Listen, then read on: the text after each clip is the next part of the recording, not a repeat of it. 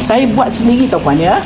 Ketumbar kita basuh bersih-bersih, kita sangai. Sangai tu maksudnya goreng tanpa minyak sampai dia ringan. Sangai. Dan lepas tu kita kisar. Lepas tu simpan dalam botol tahan lama ya. Assalamualaikum, hai semua viewers. Okey, hari ni Kak Zaidah nak share resepi masak harum daun salam. Okey, kita panaskan minyak di kuali. Kita nak tumis 4 sekawan ya.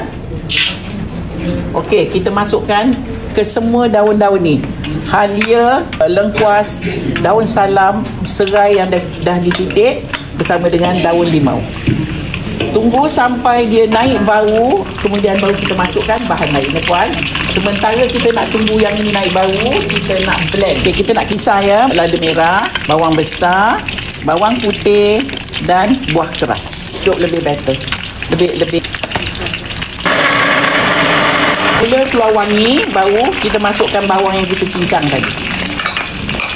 Kita tumis sampai dia wangi puan. Dia dah macam ni puan. Kita nak masukkan apa yang kita kisar ni tadi. So kita tumis hingga pecah minyak. Yang ini puan, kalau puan dekat rumah, puan pakai kunyit hidup. Kalau saya tak pakai kunyit hidup, saya pakai kunyit serbuk. Ya.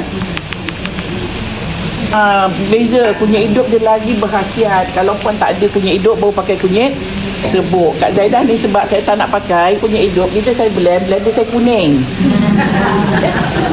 Kita masukkan air sedikit. Alright, kita nak masukkan rempah ni. Ketumbar, serbuk ya, serbuk ketumbar dan juga serbuk jintan manis. Okey, kita balik-balikkan sekejap. Kita dah masuk tadi rempah. Saya nak letakkan sedikit air. Bila kita masukkan rempah saya dah masak puan. Saya masukkan sedikit air supaya rempah tu nanti masak. Masukkan sedikit air. 3 kali masuk air puan supaya rempah kita masak. Ni dah cantik jadinya. Saya nak masukkan garam ya. Garam. Garam ikut masing-masing lah ya. Masukkan air asam jawa. Kita tunggu sekejap sampai dia cantik pekat sikit dan kita baru masukkan ayam. Kita nak masukkan ayam kita ya. Kita balik-balikkan. Okey, saya nak masukkan santan. Santan itulah saya kata, santan ikut suka masing-masing ya.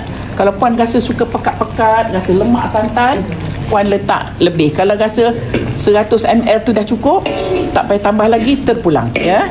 Okey, kita tambah air sikit. Saya tak nak dia pekat sangat. Sebab apa? Kita ada buah keras. Dalam setiap lauk yang ada buah keras, dia akan memekatkan kuah puan. Okey, kita tunggu mendidih dan kita boleh terus angkat sebab ayam dah masak. Okey, lauk kita dah siap. Saya nak rasa dulu ya puan. Sekejap aja nampak. Sebab ayam dah masak. Alhamdulillah, dah pun siap resepi kita hari ni, iaitu masak harum daun salam buat tetamu Kak Zaidah. Untuk perempuan di luar sana, selamat mencuba.